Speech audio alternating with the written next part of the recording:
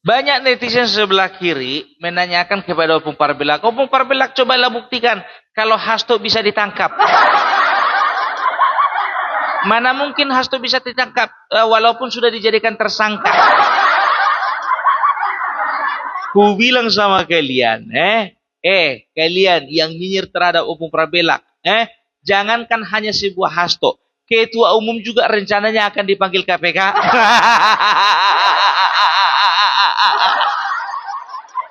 Tidak ada istilah kebal hukum lagi di negara ini. Masih ingat Surya Dharma Ali, ketua umum Partai P3, dipanggil juga, ditetapkan juga jadi tersangka. Di penjara juga. Setelah itu Anas Urbaningrum, ketua umum Partai Demokrat, dipanggil juga, di penjara juga. Jangan mentang-mentang ketua umumnya itu anak dari seorang pendiri bangsa ini.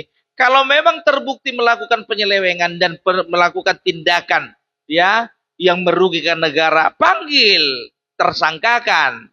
Setelah itu penjarakan. Loh, kan itu sekarang masalahnya. Oh, enggak bisa. Dia itu kan presiden, pernah menjadi presiden Republik Indonesia. Kalau itu yang menjadi pertimbangan, nggak tahu lah itu, bah. Karena Surya Dharma Ali ya memang bukan presiden. Anas Urbaningrum juga bukan presiden. Apakah seorang presiden walaupun dia sudah menjadi mantan punya kekebalan hukum, nggak tahu lah aku, bah.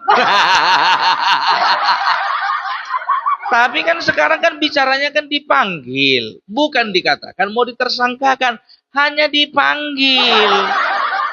Apalagi Megawati kemarin sempat menantang KPK, mengatakan siapa saja anggotaku yang ditangkap, yang dipanggil KPK, maka saya akan datang ke KPK. Kan begitu. Nah sekarang KPK menjawab tantangan itu. Makanya ibu nggak usah datang sendiri, bu, tunggu surat panggilan ibu. Ngapain ibu datang kalau nggak ada undangan?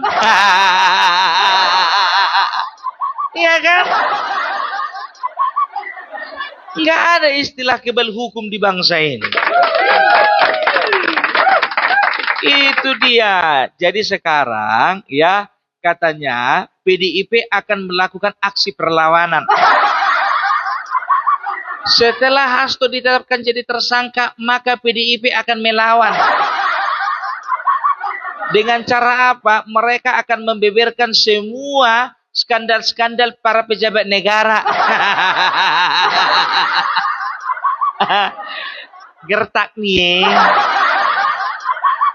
Gertakmu itu cuma gertak sambal itu, Bu. Itu pun sambalnya nggak pedas. Dari dulu kan kerja kalian begitu. Gertak menggertak, gertak menggertak. Alah. Sekarang begini, iya kan? Kalian punya informasi mengatakan bahwasannya pejabat yang berinisial S, berinisial G, berinisial KM, berinisial HM, ya itu melakukan skandal negara, kan begitu. Sekarang kutanya dulu sama kalian, ada nggak yang inisialnya OP, Opung Parbelak? Ada nggak? Nggak ada lah, Opung kan bukan pejabat negara. Iya juga ya.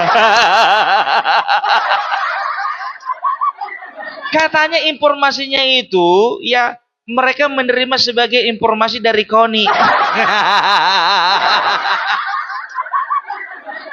Ini kerja si Hasto lagi. Kemarin kau jumpa sama pacar Kaisang, jumpa lagi kau sama istri dari temanmu itu Siola. Sekarang si KONI yang kau percayai. Hobi kali kau dengar-dengar sama apa namanya, kau dengar-dengaran sama istri orang. Agak apa dulu kau? Agak luruskan dulu pikirmu. Iya, orang kayak model si KONI dipercaya. Begitu dilaporkan kepada kepolisian, larinya dia ke Rusia. Kan meleset itu.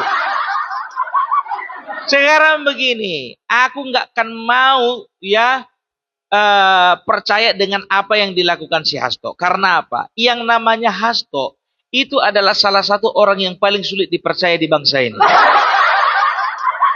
Gak akan pernah ada bisa dipercaya omongannya itu. Ya, semua, hampir semua, dari 10, 9 palsu semua. Selalunya orang ini ngomong-ngomong gak pakai bukti.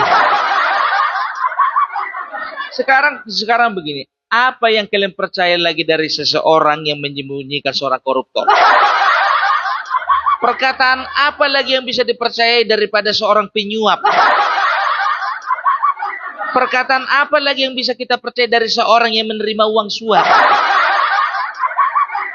Ya, itu paling sekarang mereka, ya sekarang ini mereka sedang mengumpulkan informasi. Tapi kalau ku bilang sih bukan mengumpulkan informasi, lebih kepada menciptakan informasi baru. Kita lihat nanti bagaimana Hasto ke depannya. Sekarang begini, yang jadi pertanyaan ini sangat dicurigakan. Kalau memang kalian punya informasi mengenai skandal dari pejabat negara, kenapa enggak dari kemarin kalian bongkar?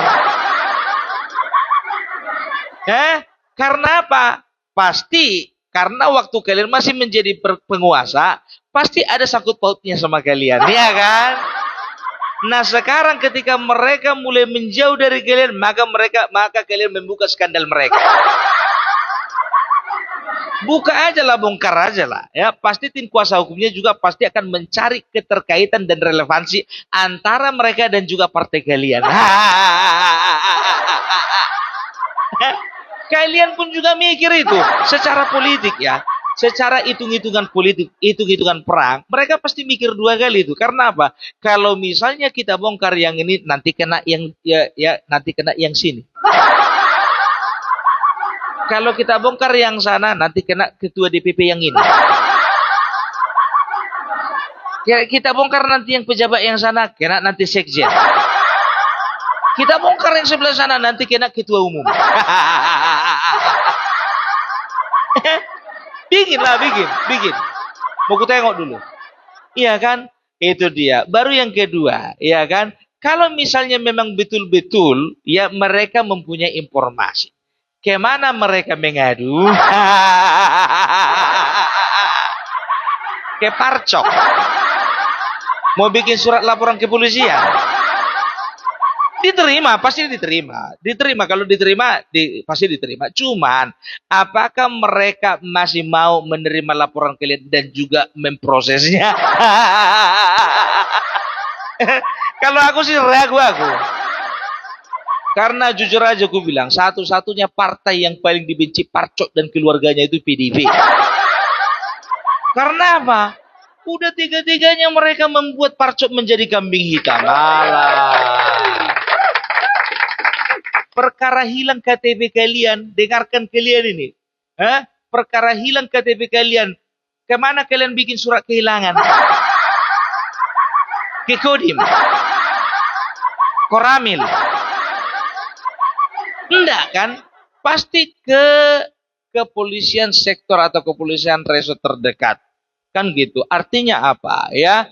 Artinya kalian itu sudah menyakiti institusi Polri ya, yang notabene sudah menjadi bagian dari perjuangan demokrasi, bagaimana menjaga tempat-tempat pemungutan suara. Kalian kambing hitamkan menjadi oknum-oknum yang bermain untuk memenangkan satu paslon tertentu. Karena posisi kalian kalah, kan begitu. Tapi waktu kemarin posisi kalian menang, ada pernah kalian persoalkan itu?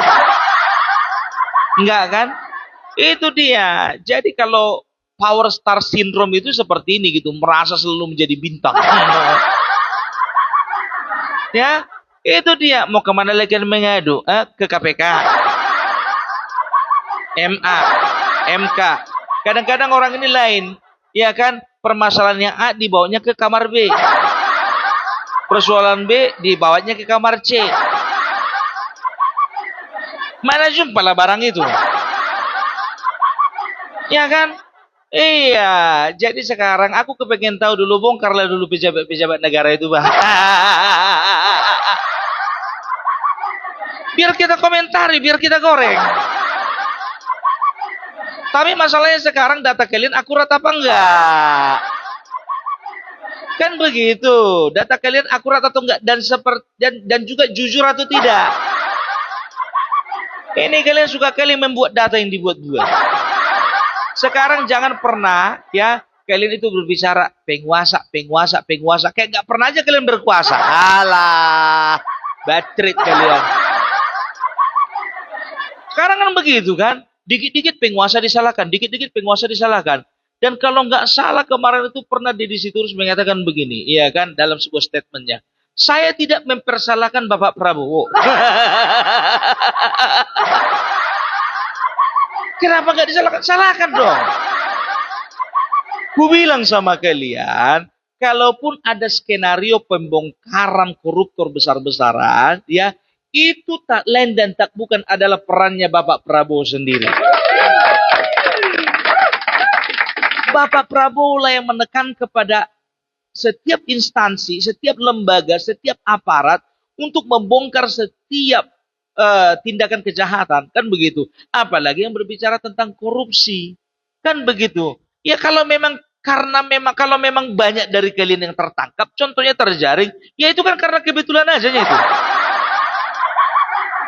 Ya, jangan kalian itu legowo lah kalian, jangan ya tirulah yang namanya Partai Demokrat ya. Partai Demokrat itu 10 tahun berkuasa ya, tapi di tengah perjalanan ternyata ada beberapa kadernya dan bisa dikatakan pentolan-pentolannya yang ada di dewan ya dan juga di ada lembaga-lembaga lain ketika tertangkap oleh KPK ya. Apa komentar dari Bapak Susilo Bambang Yudhoyono? Iya, kami serahkan semuanya kepada yang berwenang. Itu. Ya, enggak pernah dia bikin video klarifikasi menyamakan diri sama Soekarno, enggak pernah. Ini adalah perjuangan. Saya tahu bahwasanya ketika saya menentang kekuasaan, maka disitulah saya sudah mulai diincar menjadi tersangka. Nggak usah kalian putar-putar balik kan, pandai kali kalian. Ya kan? Ya, sampai bikin video klarifikasi, bawa buku-buku segala itu. Aku tidak menghina kitab yang kau apakan, yang kau apa nama bab 9 kalian bilang itu kitab perjuangan kalian bilang. Sebetulnya kalau kitab perjuangan itu memang betul-betul dikerjakan memang dengan perjuangan yang bersih, nggak ada masalah. Dan kalian jangan terlalu mengklaim bahwasanya yang namanya Soekarno itu hanya milik kalian sendiri. Tidak. Bapak Presiden Soekarno adalah milik bangsa Indonesia. Ini kayak kalian monopoli kali. Soekarno itu milik kalian. Untuk apa ya? Misalnya ada garis keturunan asli dari Soekarno, tapi tidak menjalankan atau tidak memperjuangkan apa yang diperjuangkan Soekarno, memperjuangkan negaranya, memperjuangkan bangsanya, memperjuangkan kesejahteraan rakyatnya, itu tong kosong nyaring bunyinya. Lebih bagus bukan keturunan asli dari Bapak Soekarno, ya. Tapi 10 tahun beliau mengabdi, 10 tahun memikirkan bagaimana kesejahteraan bangsa ini, 10 tahun memikirkan bagaimana supaya satu daerah terkoneksi dengan daerah lainnya dengan membangun infrastruktur, 10 tahun memikirkan bagaimana generasi ini ke depannya. Lebih bagus itu, karena itu yang kita perlukan. Jadi Soekarnoisme itu bukan berbicara hubungan darah, tapi Soekarnoisme itu berbicara semangat perjuangan. Ngerti? Makanya aku bilang, jangan main-main kalian bajak Soekarno itu seperti seolah-olah semangat Soekarnoisme itu cuma milik kalian aja. No, itu milik Prabowo, itu milik Jokowi, dan itu juga milik semua bangsa Indonesia.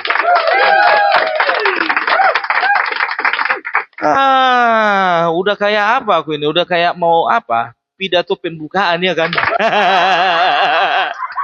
Tapi memang itulah ya. Jadi jangan pernah kalian kuar-kuar ya. Kalian itu adalah apa namanya sudah merasa berjasa. Kalau kalian mempunyai dendam pribadi sama Bapak Joko Widodo, selesaikan secara jantan. Maksudnya apa? Bapak Joko Widodo sudah tidak ada lagi, apa namanya? Sudah tidak lagi menjadi presiden, kan begitu. Jadi sebetulnya udah nggak ada lagi urusan kalian, kan begitu. Ya kan, yang menjadi penyelenggara negara, ya, dan juga berkiprah di politik Indonesia, di politik negara ini kan kalian dengan Bapak Prabowo. Bapak Jokowi kan nggak ada lagi. Anaknya yang nongkrong itu jadi wakil presiden. Iya, tapi Bapak Jokowi itu terlalu vulgar. Vulgar. Ngapain dia itu turun-turun ke masyarakat suka-sukanya? Sama kayak aku contohnya pergi keliling biar tahu kalian di Sumatera Utara ini, ya. Opung Parbela kan begitu. Itu artinya apa? Mereka simpati, mereka senang. Aku kadang dapat payung, kadang dapat makanan, kadang dapat salam, kadang didoakan. Itulah testimoniku sebagai seorang Opung Parbela. Yang mereka mengatakan begini, setiap orang yang berbicara sama aku biar tahu kalian mengatakan, Pung Parbela, aku senang kalian melihat konten-kontenmu. Karena apa? Karena semua yang kau omong itu benar. Yang kau omongin itu fakta. Yang kau omongin itu semuanya kenyataan. Sekarang jadi pertanyaanku, Pung. Kenapa Opung bisa berani? Siapa di belakang Opung sebetulnya? Aku bilang sama mereka, aku hanya menyatakan apa yang benar. Aku hadir untuk menangkal setiap kebohongan yang disebarkan oleh pihak-pihak yang tidak bertanggung jawab. Itu aja. Makanya aku bilang, makanya ketika Hasto mengatakan ini, Deddy Sitorus mengatakan ini, semua mengatakan ini, ya kan? Yang kalian bicarakan itu kan kebanyakan dari sudut pandang politik. Hanya membenarkan golongan kalian, partai kalian, ketua umum kalian. Gitu, ya. Sekarang begini, kalau misalnya contohnya Opung Parbelak berbicara yang tidak benar, ya kan, baru aku takut, kan begitu. Sama seperti Hasto, cuman lebih parah. Dia membicarakan yang tidak benar tapi nggak takut.